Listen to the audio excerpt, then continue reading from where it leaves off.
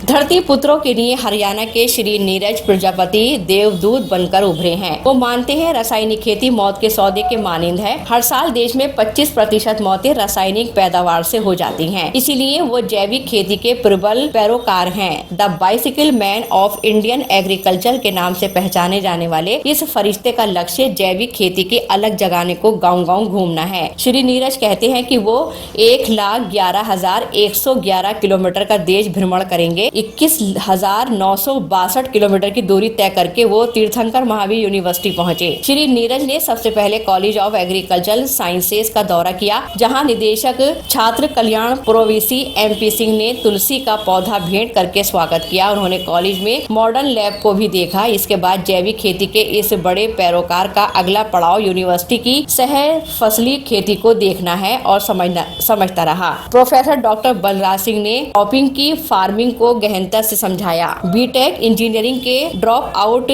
नीरज पंजाब के काश्तकारों के बीच गए हैं। बैठे कि उनके पर करियर की दिशा ही बदल गई। श्री नीरज ने ठान लिया अब वो शेष जीवन जैविक खेती की पुरजोर वकालत के लिए ही समर्पित कर देंगे। उन्होंने साइकिल को अपना वाहन बना लिया और एग्रीकल्चर यूनिवर्सिटीज के संग संग कृषि वैज्ञानिक और धरती पुत्रों से जैविक खेती को लेकर संवाद। अब वो किसानों की समस्याओं को कृषि विज्ञान से साझा करते हैं तो दूसरी ओर कृषि वैज्ञानिकों की सलाह को फार्मर्स को शेयर करते हैं। श्री नीरज को देखने और सुनने से लगता है उनके रहन सहन में भारतीयता साफ साफ झलकती है। साइकिल संग तिरंगा इसका गवाह है। इससे पहले कॉलेज ऑफ एग्रीकल्चर साइंसेज में doctor Praveen Kumar, doctor Devendra Pal Singh, doctor Ashutosh Awasthi, विशेष सिंह आदि ने the bicycle man of Indian agriculture का माल्यार्पण करके गर्मजोशी से स्वागत किया। तीर्थंकर महावीर यूनिवर्सिटी का भ्रमण करने के बाद वो मेरठ के लिए रवाना हो गए।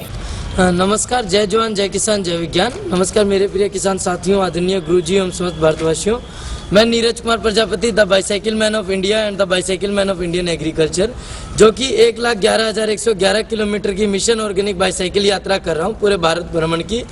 और यह यात्रा जैविक खेती के प्रति किसान भाइयों को जागरूक करने की है कि जो आपने एक प्रश्न किया कि ये यात्रा के बारे में कैसे सोचा गया।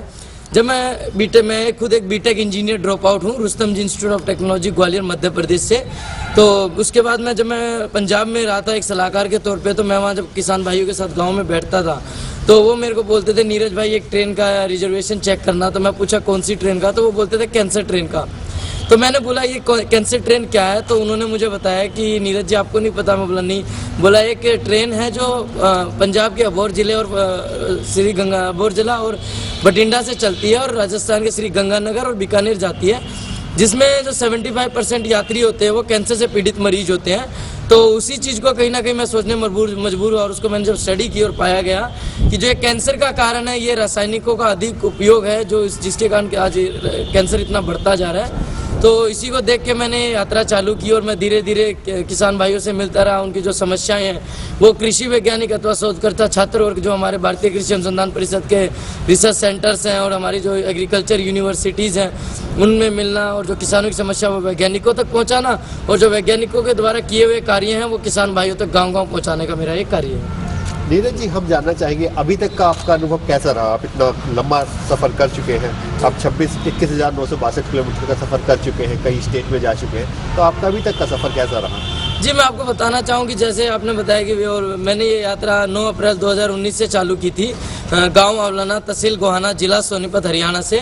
और ये यात्रा पहले मैं सर्वप्रथम हरियाणा राज्य में कर रहा था। हरियाणा राज्य में मैंने ये 22 फरवरी तक मैंने 11,600 किलोमीटर की यात्रा पूर्ण की थी, जिसमें मैं किसानों की समस्या यूनिवर्सिटी तक ले जाता था और उसके ऑर्गेनिक पे काम करता था। फिर मैं ये यात्रा 23 फरवरी से मैं राजस्थान गया था। राजस्थान में करीबन 2635 किलोमीटर की यात्रा मैंने राजस्थान में की। उसका लॉकडाउन के दौरान मैंने लोकल एरिया किया और अब मैं दोबारा अभी 28 अक्टूबर से मैं यूपी में हूँ, जो कि कल शाम को आपकी यूनिवर्सिटी जो TMU यूनिवर्सिटी पहुँचा हूँ 21,962 किलोमीटर की यात्रा करके।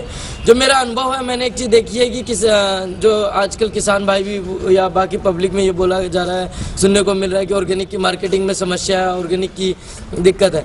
मैं आपको बताना चाहूँ ऑर्गेनिक खाने वाले भी इस देश में हैं, उगाने वाले भी हैं, लेकिन उनके बीच में कोई नेटवर्क नहीं है। जिसके कारण सही मतलब जो पर्सन उगाने वाला और खाने वाला आपस में जुड़ सके। तो उसी चीज़ को मद्देनजर रखते हुए मैंने यात्रा चालू की है। जो किसान ऑर्गेनिक खेती करते हैं उनके खेतों में ये साइकिल पहुंचती है और इसके थ्रू किसान की भी मार्केटिंग होती है। उसके अलावा जो डिस्ट्रिक्ट क्रॉस करता हूँ या सिटी क्रॉस करता हूँ वहाँ पे मीडिया प्रेस होती है। उसके अलावा न्यूज़पेपर्स में होता है, जैसे कि अभी 2-3 दिन पहले DD न्यूज़ यूपी में भी चला था, उसका आकाशवाणी में भी रहता है, FM में। तो किसान और ये अनुभव है कि ऑर्गेनिक का जो स्कोप है आने वाला बहुत अच्छा है। और जो किसान भाई हैं, अभी आपने देखा होगा हरियाणा पंजाब इतना एग्रीकल्चर में बहुत आगे है, लेकिन क्या है कि जो अदर स्टेट के किसान भाई हैं वो हरियाणा पंजाब को कॉपी करने में लगे हैं। लेकिन मैं उनको एक चीज़ बताता हूँ कि हमारा हरियाणा पंजाब जो प्रोडक्टिविटी तो दे रहा है, लेकिन आने वाले टाइम में हरियाणा और पंजाब की जो सॉइल है उसकी जो उर्वरक शक्ति है, जो उसकी कैपेबिलिटी है, जो उसकी उर्वरक शक्ति बोल सकते हैं, वो धीरे धीरे डिस्ट्रॉय होती जा रही है और जो उसका ऑर्गेनिक कार्बन है वो धीरे धीरे कम होता जा रहा है। मैं किसान भाइयों को जागरूक करता हूँ कि पराली ना जलाएं, जिससे आपके जो सॉइल की माइक्रोबियल एक्टिविटी है जब वो डिस्ट्रॉय ना हो और आप उससे जो आपका पराल है उससे मशरूम उत्पादन करें। उसके अलावा आप कंपोस्टिंग बना के सेल भी कर सकते हैं। नीरज जी, भविष्य के बारे में आपका क्या प्लान है? भविष्य का यात्रा का क्या है, अभी जैसे 21,000 किलोमीटर हुआ है तो इसमें मोस्टली इंडिया में जितना एग्रीकल्चर यूनिवर्सिटी है या उनमें मेरा नेटवर्किंग के थ्रू किसान भाइयों को मैं जोड़ रहा हूँ। और भविष्य एग्रीकल्चर में देखिए, एग्रीकल्चर एक ऐसा सेक्टर है जो बहुत इनकम का सोर्स है। जो कुछ किसान भाई हैं, कुछ BSc MSc स्टूडेंट्स हैं, मैं उनको आपके माध्यम से जो आपके स्टूडेंट्स हैं उनको एक ही चीज़ बताना चाहता हूँ कि be a job creator not a job seeker. आप जॉब देने वाले बनो, लेने वाले नहीं। तो उसी को मद्देनजर रखते हुए हर जो स्टूडेंट्स हैं उनको यही कहना चाहता हूँ कि आप अपनी खूबियों को पहचानें और अपना जो टैलेंट है उसको आगे लेके आएं। नीरज जी, तीर्थंकर महावीर यूनिवर्सिटी के मंच के माध्यम से आप यहाँ के लोकल किसानों को क्या संदेश देना चाहेंगे? मैं लोकल किसानों को ये बताना चाहता हूँ कि जो आस पड़ोस के जो आपके जैसे आपके सबसे अच्छी खुशी की बात है कि मैंने अभी तक जितनी यूनिवर्सिटी या कोई भी विजिट करता हूँ तो उनके गेट के सामने बहुत कम यूनिवर्सिटी ऐसी मिलती है जिनके सामने मुझे एग्रीकल्चर देखने को मिले। नहीं तो मोस्टली के सामने चाहे तो रेस्टोरेंट मिलते हैं या पब मिलते हैं या वैसी चीज़ें मिलती हैं, कुछ रेस्टोरेंट हो गए या बर्गर पिज्ज़ा वाली। लेकिन आपकी यूनिवर्सिटी है, जो कॉलेज है, उसके सामने मुझे आप भी देख सकते हैं सामने गन्ने के खेत हैं। तो जो आस पड़ोस के किसान भाई हैं उनको मैं यही कहना चाहता हूँ कि आप अपनी प्रॉब्लम्स को लेके आइए, आप लोग से मिलिए, आप लोग उस पर आप लोग के साथ जुड़ के अपना सोल्यूशन लें।